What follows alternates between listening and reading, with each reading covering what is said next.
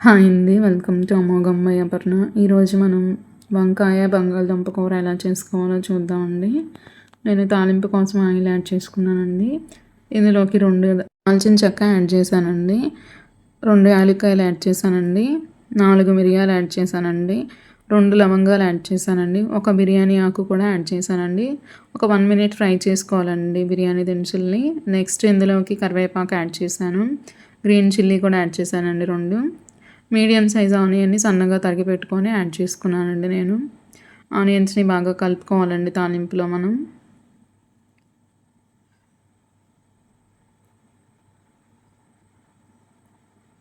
Golden brown colour వచ్చిందాక fry చేసుకోవాలండి ఆనియన్స్ని మనం.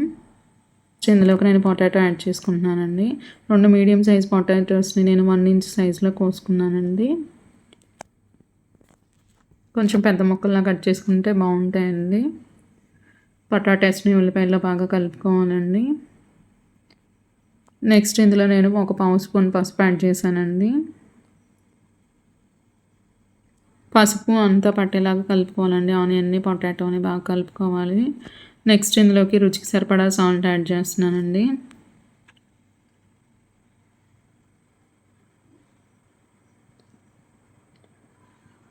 బాగా కలుపుకోవాలండి సాల్ట్ అంతా పట్టేలాగా.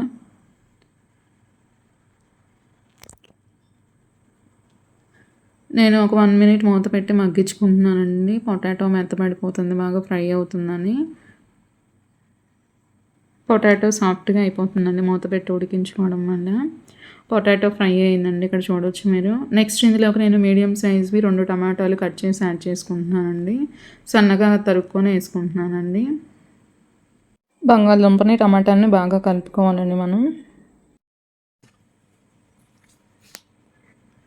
గ్రేవీ కోసం నేను టమాటాని యాడ్ చేసుకుంటున్నానండి. చాలా బాగుంటుంది టేస్ట్ ఇలా యాడ్ చేసుకోవడం వల్ల. ఒక 2 మినిట్స్ మూత పెట్టి మగ్గించుకుంటున్నానండి టమాటోస్ని నేను. టమాటోస్ కూడా మగ్గిపోయాయండి ఇక్కడ చూడొచ్చు మీరు ఒకసారి. నెక్స్ట్ ఇందులో నేను వంకాయలు యాడ్ చేసుకుంటున్నానండి. వంకాయలు నేను అప్పటికప్పుడు కట్ చేసి పెట్టుకొని వేసుకుంటున్నానండి కండ్రెక్కకుండా ఉంటాయని.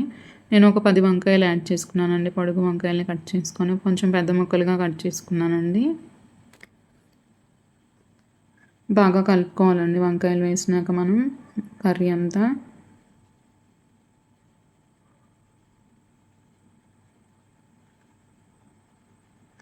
మళ్ళీ ఒక 2 మినిట్స్ మూత పెట్టి మగ్గించుకోవాలండి మనం. ఇక్కడ చూడొచ్చండి వంకాయలు కూడా కొంచెం లైట్‌గా మగ్గిపోయాయి. నెక్స్ట్ ఇందులోకి నేను ఒక 1 స్పూన్ అల్లం వెల్లుల్లి పేస్ట్ యాడ్ చేస్తున్నానండి. నేను పసుపు, ఉప్పు వేసి అల్లం వెల్లుల్లి పేస్ట్ గ్రైండ్ చేసి పెట్టుకున్నానండి. ఒక 1 స్పూన్ దాకా వేసాను. అల్లం వెల్లుల్లి పేస్ట్ పచ్చివాసన పోయిందాక బాగా ఫ్రై చేసుకోవాలండి ఒక 2 మినిట్స్. బాగా కలుపుకున్నాక ఒక 2 మినిట్స్ మూత పెట్టుకొని మగ్గించుకున్నానండి. అల్లం వెల్లుల్లి పేస్ట్ అంతా పచ్చివాసన పోయిందండి.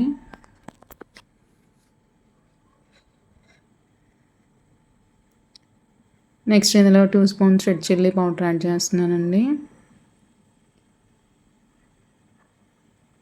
నెక్స్ట్ ఇందులో ఒక 1 స్పూన్ ధనియాల పొడి యాడ్ చేశానండి. నెక్స్ట్ ఇందులో ఒక half spoon garam masala add చేశానండి. మసాలా అంతా పచ్చివాసన పోయిందాక బాగా ఫ్రై చేసుకోవాలండి ఒక 1 మినిట్.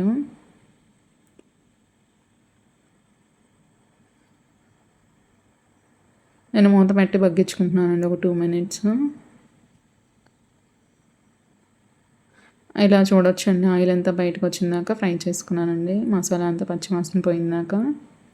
నెక్స్ట్ ఇందులో ఒక 50 ml యాడ్ చేస్తున్నానండి వాటర్. ఆల్రెడీ వెజిటబుల్స్ అన్నీ మగ్గిపోయాయి గ్రేవీ కోసమని ఒక 50 ml యాడ్ చేశానండి వాటర్ నేను. కర్రీ అంతా బాగా కలుపుకోవాలండి వాటర్ యాడ్ చేసుకున్నాక.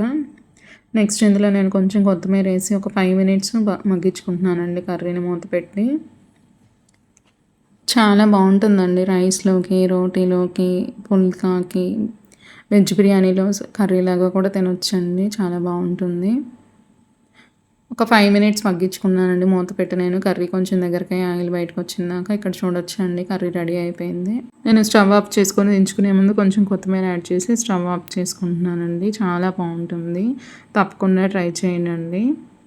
వంకాయ బంగాళదుంప కూర రెడీ అండి.